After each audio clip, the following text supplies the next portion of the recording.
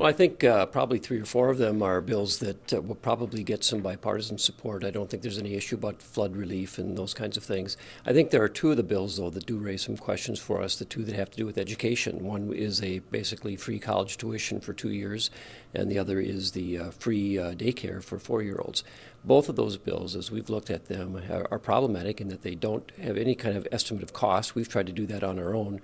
We think that that pre-K, that 4-year-old program could cost maybe $800 million over the biennium, and that would go on forever. That is a lot of money. It's also, these are not means-tested programs, which means that if you're a millionaire and you want your kids to have daycare, you can have it for free. If you want them to go to college, they can go to college for free for 2 years. We think there are problems with this, and fundamentally, they don't get at the real problem that we have in education, which is in the K-12 system, making sure that kids are learning to read, write, do math, and graduate on time. Neither one of these things addresses that. That should be the fundamental thing we focus on in education this year. Now, as you mentioned, Senate Majority Leader Tom Bach also stated that there should be some strong bipartisan support for many of these measures. You touched upon it briefly.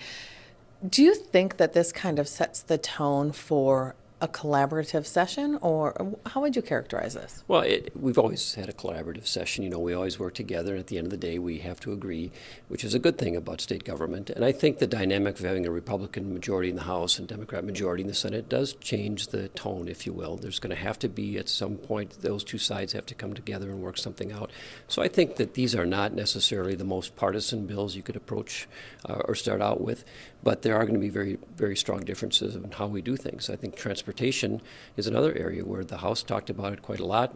There was nothing in the first 6 bills on the Democrat side, but they are going to come out with something later on. I think the approaches that both sides take in that are going to be very different. Senator Bach does stress that he does not see a need to raise any general fund dollars, not raise taxes anyway, that go into the general fund. This is something you obviously support, but do you support spending at a level that uses some of the surplus, or would you propose tax cuts? Well, we want to see the money in effect returned. We think there ought to be real tax reform. We need to try to do something at some point to make the state more economically competitive, and we think the tax burdens are high. We had a $2.5 billion tax increase last year. We already have high income taxes, high corporate taxes. We already have a pretty high gas tax. I'm not so sure. I think that the Democrats are going to propose some kind of a gas tax, whether it's on wholesale or at the pump. I'm not sure. The governor wants to do that.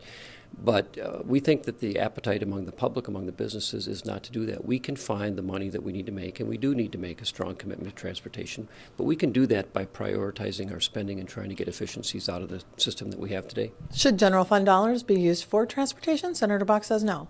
I think they should be. It is a priority. It is something the Constitution talks about that we need to do.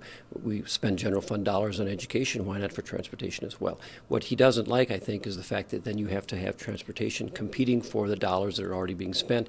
And I think this fundamentally shows that the Democrats don't really want to do the prioritization. They want to do everything plus. We're saying we've got a $40 billion budget. We can certainly find $200, $300, $400 million a year and put it into transportation if we have the will to do it. Let's talk briefly about the House GOP laying out its first 5 bills. They include asking the federal government to opt out of MNsure, requiring the Department of Transportation to dedicate its funding towards highway, road, and bridges, among other things. Essentially, Speaker Kurt Daudt said, the 5 pieces of legislation we are introducing today reflect issues that matter most to Minnesotans. At first blush, would you agree? Yeah, I think they've done a good job of trying to capture some legislation on the major issues that we're facing: transportation, education, healthcare, the economy. I think they've tried to put together a pretty good package that I think should get bipartisan support, but it is a very different approach. I don't think you're going to have the Democrats agree to not do a tax cut or a gas tax increase. I don't know that you're going to take the same approach on education reform.